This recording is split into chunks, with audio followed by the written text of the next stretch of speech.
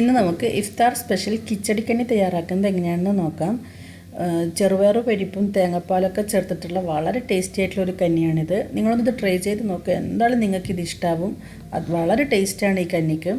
അപ്പോൾ നമുക്കിത് എങ്ങനെയാണ് തയ്യാറാക്കുന്നത് എന്ന് നോക്കാം. അതിനുവേണ്ടി ഞാനിവിടെ 1/2 കപ്പ് ജീരകശാല റൈസ്, അതായത് നമ്മൾ ബിരിയാണി നെയ്ച്ചോറൊക്കെ വെക്കുന്ന അരി, അതൊന്ന് കഴുകി വൃത്തിയാക്കി എടുത്തിട്ടുണ്ട്. ബാസ്മതി റൈസ് അല്ല, ജീരകശാല റൈസ്, ആ ചെറിയ അരി. അതുപോലെ 1/2 കപ്പ് ചെറുപയർ പരിപ്പ് കഴുകി ഒരു അരമണിക്കൂർ വെള്ളത്തിൽ കുതിർത്ത് വെച്ചതാണിത്.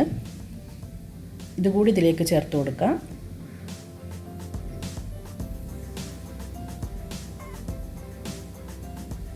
ഇതിലേക്ക് ഒരു 5 or 6 ചെറിയ ഉള്ളി, അതിനെ നമുക്ക് ചെറുതായി അരിഞ്ഞ് ഇതിലേക്ക് ചേർക്കാം.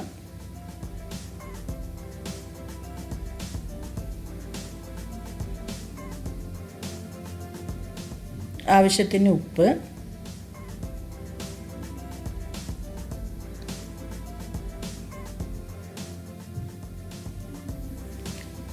രണ്ട് കപ്പ് വെള്ളം, അതായത് 1/2 കപ്പ് അരി 1/2 കപ്പ് പരിപ്പിന് ഞാനിവിടെ 2 കപ്പ് വെള്ളമാണ് ചേർത്തിട്ടുള്ളത്. ഇനി നമുക്കിതിനെ ഒന്ന് അടച്ച് വെച്ച് വേവിച്ചെടുക്കാം. അടച്ച് വെച്ച് വേവിക്കുക എന്ന് പറഞ്ഞു കഴിഞ്ഞാൽ ഫസ്റ്റ് മാത്രം ഒന്ന് അടച്ചാൽ മതി. ഇതൊന്ന് തിളച്ച് വരുമ്പോഴത്തേക്കും ഈ അടപ്പൊന്ന് മാറ്റണം, അല്ലെങ്കിൽ ഇത് തിളച്ച് പുറത്തേക്ക് മറിയും.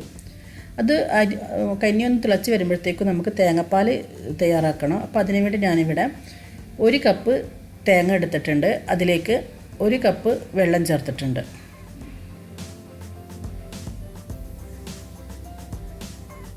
ഇനി ഇതിലേക്ക് ഒരു 5 ഏലക്ക കൂടി ചേർത്ത് ഇതിനെ നമുക്ക് നന്നായി ഒന്ന് അടിച്ചെടുക്കണം.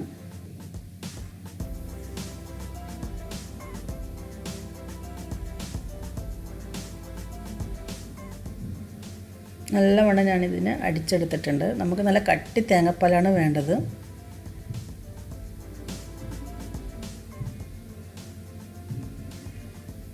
നമുക്കിതിനൊന്ന് അരിച്ചെടുക്കാം.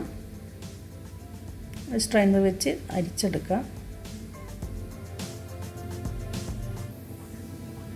ഇപ്പോൾ നിങ്ങളിത് ഈ തേങ്ങാപ്പാലിന് തേങ്ങ എടുക്കുന്ന സമയത്ത് കഴിയുമെങ്കിൽ നല്ല പച്ച തേങ്ങ എടുക്കുക. പച്ച തേങ്ങ ആയിരിക്കുമ്പോൾ നല്ല പാല് കിട്ടും, നല്ല കട്ടി തേങ്ങാപ്പാൽ കിട്ടും. ഞാനിവിടെ എടുത്തത് അത്ര പച്ച തേങ്ങയൊന്നുമല്ല, പക്ഷേ നിങ്ങളടുത്ത് പച്ച തേങ്ങ കിട്ടുന്നുണ്ടെങ്കിൽ നിങ്ങൾ നല്ല പച്ച തേങ്ങയിൽ തന്നെ പാലെടുക്കുക.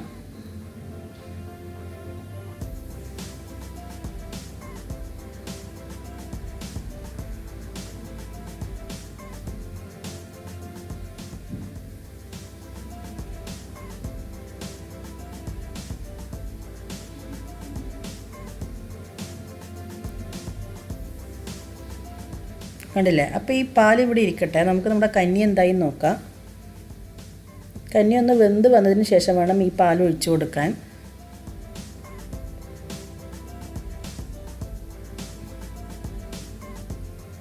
കഞ്ഞി വെന്ത് വന്നിട്ടുണ്ട്. ആവശ്യത്തിന് വെള്ളമൊക്കെ ഉണ്ട്. അഥവാ നിങ്ങൾക്ക് വെള്ളം വറ്റിയെന്ന് തോന്നുകയാണെന്നുണ്ടെങ്കിൽ നിങ്ങൾ വീണ്ടും വെള്ളം ഒഴിച്ചു കൊടുത്താൽ മതി. ഒഴിക്കുന്ന സമയത്ത് പച്ചവെള്ളം ഒഴിക്കരുത്, ചൂടുള്ള വെള്ളം തന്നെ ഒഴിച്ചു കൊടുക്കണം. പിന്നെ നമുക്കിതിലേക്ക് തേങ്ങാപ്പാൽ ഒഴിക്കാം.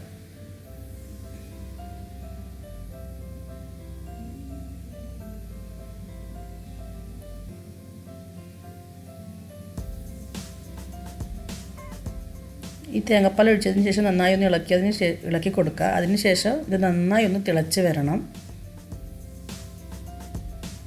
ഇതിലിപ്പോൾ കുറച്ചധികം വെള്ളമുണ്ട്, കുറച്ചൊന്ന് വറ്റി വരണം ഈ വെള്ളം.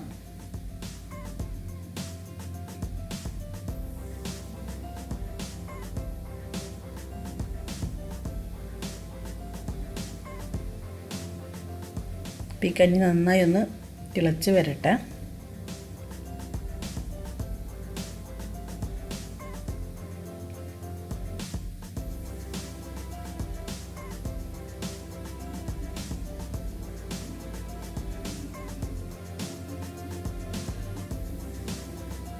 അപ്പോൾ കഞ്ഞി നന്നായി തിളച്ച് വെന്ത് വന്നിട്ടുണ്ട്.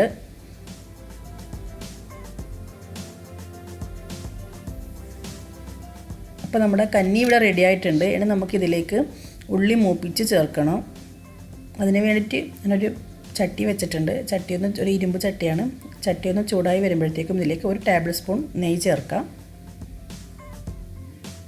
1-2 ടേബിൾ സ്പൂണോളം നെയ്യ് ചേർക്കുക. നിങ്ങളുടെ ഇഷ്ടാനുസരണം ചേർത്താൽ മതി. ഇനി നമുക്കിതിലേക്ക് ഒരു 5-6 ചെറിയ ഉള്ളി ചെറുതായി അരിഞ്ഞത് ചേർക്കാം.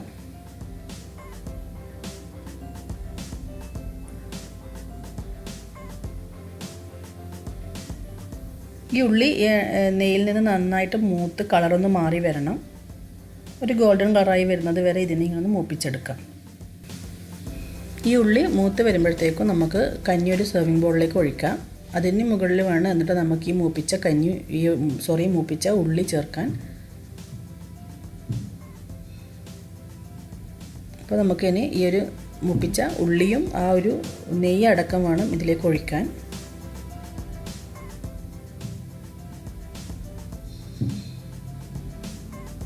ചിലർ ഈ കഞ്ഞിയിൽ പഞ്ചസാര ചേർത്ത് കഴിക്കാറുണ്ട്. അപ്പം നല്ല വേറൊരു ടേസ്റ്റ് ആയിരിക്കും. നല്ല മധുരം ഇഷ്ടമുള്ളവർക്ക് അങ്ങനെ കഴിക്കാം. കുട്ടികൾക്കൊക്കെ പഞ്ചസാര ചേർത്ത് കൊടുക്കുകയെന്നുണ്ടെങ്കിൽ നല്ല ഇഷ്ടം ഉണ്ടാകും. പക്ഷേ ഇതിൽ പഞ്ചസാര ചേർക്കേണ്ടതൊന്നും ഒരാവശ്യമില്ല. അത്രക്കും ഇത് ടേസ്റ്റാണ്. അപ്പോൾ നിങ്ങൾ എന്തായാലും ട്രൈ ചെയ്ത് നോക്കുക. എല്ലാവർക്കും ഇഷ്ടമാവും. ഇഷ്ടമായെങ്കിൽ ലൈക്ക് ചെയ്യുക, ഷെയർ ചെയ്യുക, സബ്സ്ക്രൈബ് ചെയ്തിട്ടില്ലെങ്കിൽ സബ്സ്ക്രൈബ് ചെയ്യുക.